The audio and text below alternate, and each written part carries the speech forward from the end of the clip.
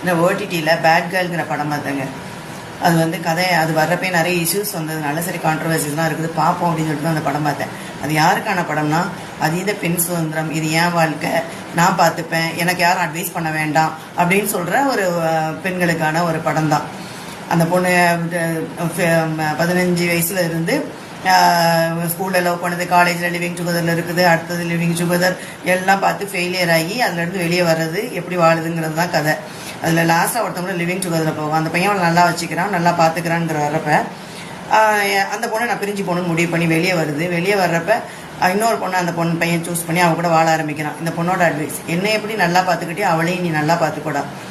இப்போ ஏன் அந்த வாழ்க்கையை விட்டு வெளியே வரணும், ஒன்றுமே புரியலைங்க.